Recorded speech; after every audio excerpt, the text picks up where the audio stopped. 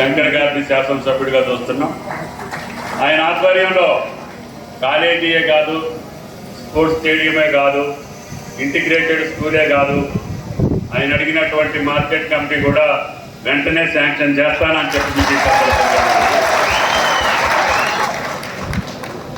ఇది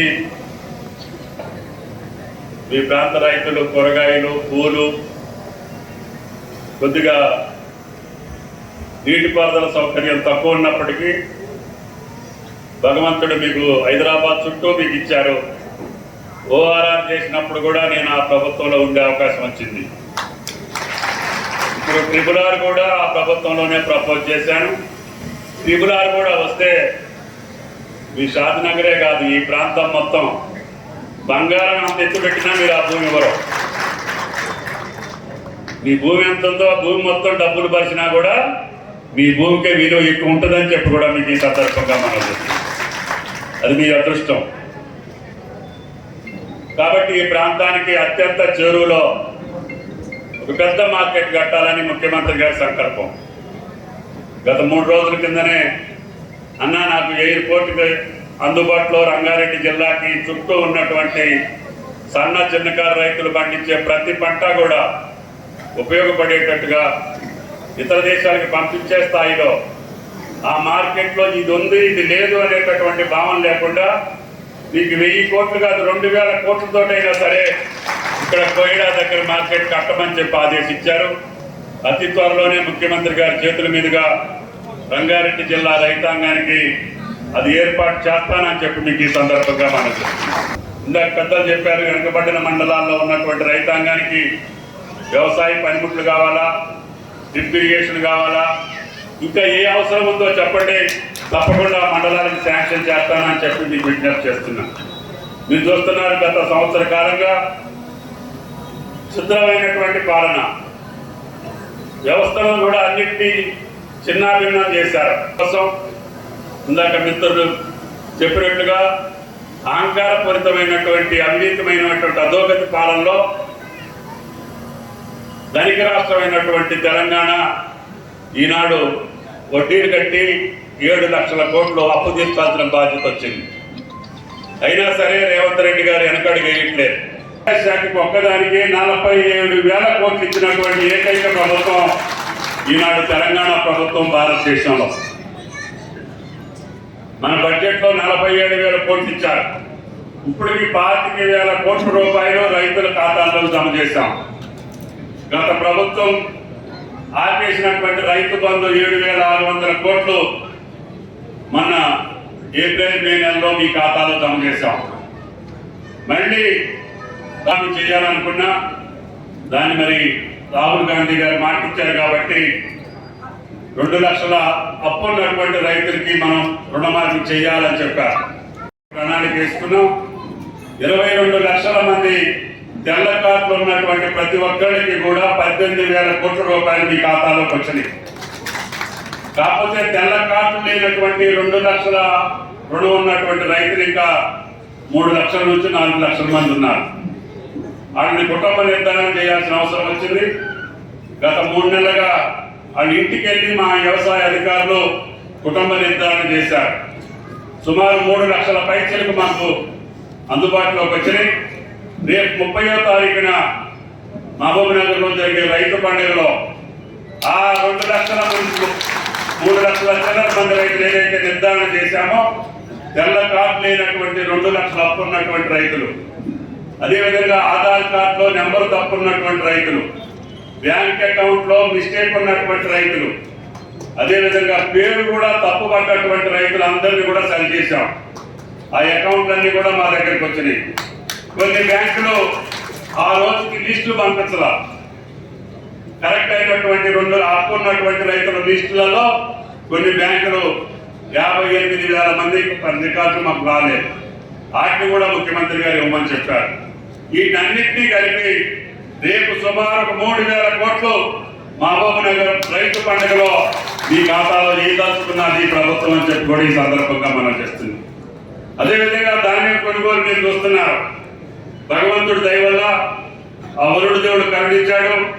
భారతదేశంలో ఈనాడు అత్యధికంగా వరి పండించినటువంటి రైతు నా తెలంగాణ రైతన్న అని చెప్పి కూడా ఈ సందర్భంగా మనకు సుమారు 1,53,00,000 ఉమ్మడి రాష్ట్రంలో కూడా మనకు అంత దిగుబడి రాలేదు. ఈరోజు భగవంతుడి దయ వల్ల 40 బస్తాల పైన పడుతుంది. అదేవిధంగా అన్నింటినీ ఎంఎస్పీ కొనమని చెప్పాం. సన్నధాన్యం పండించిన రైతుకి 500 బోనస్ ఇస్తామని చెప్పాం. 3 రోజుల్లో మీ ఖాతాలో డబ్బులు పడుతున్నాయి. మళ్ళీ 3 రోజుల్లో మీకు బోనస్ కూడా మీ అకౌంట్లో పడతా ఉంది. తప్పకుండా ఇప్పటికి 66 లక్షల ఎకరాలు 50 లక్షల ఎకరాలు కోతలయ్యి ఇంకొక 20-25 లక్షల ఎకరాలు కోతలు ఉన్నాయి. వాటిని కూడా మేము కొనుగోలు చేస్తాం. డిమాండ్ కూడా మంచిగా ఉంది.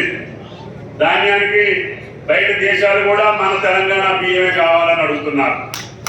నేను మలేషియా పోయినా, ఫిలిప్పీన్స్ పోయినా ఆ ప్రభుత్వాలు మీ బియ్యం మాకు కావాలని అడుగుతున్నారు. నిన్న ఉత్తమ్ గారు ఫిలిప్పీన్స్ లో అగ్రిమెంట్ కూడా అయ్యారు. కాబట్టి మీ పంటకి గిట్టుబాటు ధర వస్తుంది. అదేవిధంగా ఈ ప్రాంతంలో కూడా ముఖ్యంగా మహబూబ్ నగర్, అదేవిధంగా పాలమూరు, రంగారెడ్డి జిల్లాకు సంబంధించినటువంటి ఎత్తిపోతల పథకం అది ముఖ్యమంత్రి గారికి సవాలుగా అది పూర్తి చేయాలనేది ఆయన పట్టుదల. కాబట్టి ఈ ప్రాంతానికి కృష్ణా జలాలతో పాటు ఏ అవకాశం ఉంటే అవకాశం ద్వారా రంగారెడ్డి జిల్లాకి ఇరిగేషన్ సౌకర్యం కల్పించే బాధ్యత రేవంత్ రెడ్డి గారి ప్రభుత్వాన్ని అని చెప్పి కూడా మీకు ఈ సందర్భంగా మనం చేస్తున్నాం. ఈ రకంగా ఇన్ఫ్రాస్ట్రక్చర్ తోటి పాటు ఇరిగేషన్ తోటి పాటు వ్యవసాయ పరంగా ఏం చేయగలుగుతామో చేస్తాం. అదేవిధంగా ఇందాక ప్రతాప్ రెడ్డి గారు చెప్పిన అన్ని హామీలు కూడా ఒక్కొక్కటి తీర్చుకుంటూ వస్తున్నాం. ఒక పక్క ఇప్పటికే 50,000 కోట్లు ఈ యొక్క సివిల్ సప్లైస్ లో బాకీ పెట్టారు. ఆ 50,000 కోట్లలో ఇప్పటికి 12,000 కోట్లు అప్పు తీర్చాం. ఇంకా 38,000 కోట్లు అప్పు తీర్చాలి. ఇప్పుడు మీరు కొనే ధాన్యానికి కూడా మళ్ళీ డబ్బులు ఇవ్వాలి. ఇప్పుడు కూడా మళ్ళీ 30,000 కోట్లు పైచలకు మీ ధాన్యానికి మేము డబ్బులు కట్టాలి. గత ప్రభుత్వం ఆ ధాన్యం కొనుగోలులో కూడా దోచుకుంది. రైతులు కూడా 10 కేజీలు 12 కేజీలు తరుగు చేసి రైతులను కూడా ముంచేసింది. ధాన్యం అంతా మెదర్ దగ్గర లెక్క లేకుండా పోయింది. ఇప్పుడు ఆ లెక్కలు కూడా తేల్చడానికి ఈ ప్రభుత్వానికి కష్టంగా మారింది. అంత అస్తవ్యస్తమైనటువంటి పరిపాలన, అంత అధోగతైనటువంటి పాలన, అంత అవినీతికరమైనటువంటి పాలన, ప్రతి శాఖలో కూడా అవినీతిమయమై మనం ఏది చేపెట్టినా కూడా కలుస్తుంది. గొర్రెలు చూద్దామంటే గొర్రె పిల్లలలో కూడా తీరేశారు. ధాన్యం కొనుగోలులో తీరేశారు. ఇది అదే లేదు. ఏది పెట్టినా కూడా అన్నిట్లో కూడా అవినీతికి ఆధారమైనటువంటి రాష్ట్రాన్ని ఇప్పుడు కార్టూర్లో పెట్టి ముందుకెళ్లాలంటే రేవంత్ రెడ్డి గారికి శక్తికి మించిన పని అయినా మీరిచ్చినటువంటి స్ఫూర్తి, మీరిచ్చినటువంటి గెలుపు, మీ త్యాగం, 10 సంవత్సరాలు అష్ట కష్టాలు పడ్డటువంటి కాంగ్రెస్ పార్టీ కార్యకర్తలు, నాయకులు అందరూ కలిసి ఈనాడు కోరి మార్పు కోసం, మంచి కోసం, నిజాయితీ కోసం, నిజాయితీ పాలన కోసం మీరు కాంగ్రెస్ ప్రభుత్వాన్ని గెలిపించారు. మీ యొక్క కోరిక మేరకి ఈ ప్రాంత బిడ్డే రాష్ట్ర ముఖ్యమంత్రిగా అయ్యే అవకాశం వచ్చింది. కాబట్టి కొడంగల్ అంటే మహబూబ్ నగర్ కిందనే లెక్క. అంటే ఆ మహబూబ్ నగర్ కింద వరకు స్వాతంత్రం వచ్చాక ఈ ప్రాంతానికి ముఖ్యమంత్రి అయ్యే అవకాశం రాలా. మీ అందరి దయ వల్ల ఈ రోజు ఈ ప్రాంతానికి ముఖ్యమంత్రి వచ్చినటువంటి అవకాశం వచ్చింది. అందుకని ఆయన గారికి మేము చెప్పాం కేబినెట్ లో, మేము ఎక్కడో ఎంతో కొంత చేసుకున్నాం. నీ ప్రాంతం నువ్వు ఏ చట్టం చేసుకో, నీకు పూర్తి స్వేచ్ఛ ఉందని చెప్పి కేబినెట్ లో చెప్పడం జరిగింది. కొన్ని 1000 కోట్లు ఎక్కువ పెట్టినా సరే ఆ పాలమూరుకు సంబంధించినటువంటి నీటిపారుదల ప్రాజెక్టులు, అది నెట్టంపాడు కావచ్చు, కరవకుర్తి కావచ్చు, కోయిల్ సాగర్ కావచ్చు, ఇప్పుడు జరుగుతున్నటువంటి పాలమూరు రంగారెడ్డి కావచ్చు, అన్ని ప్రాజెక్టులకి 1 పైసా ఎక్కువే పెట్టు, ఆ రైతుల రుణం తీర్చుకోమని చెప్పామని చెప్పి ఈ సందర్భంగా మనం చేస్తున్నాం. అందుకని మొట్టమొదటిసారిగా ఏ అవకాశం హిట్ టీవీ యాప్ ని డౌన్లోడ్ చేసుకోండి. ఇందులో short news, live news, entertainment movies అన్ని అవైలబుల్ గా ఉన్నాయి. Please download hit TV app. Hit TV app ని ఫ్రీగా డౌన్లోడ్ చేసుకోండి.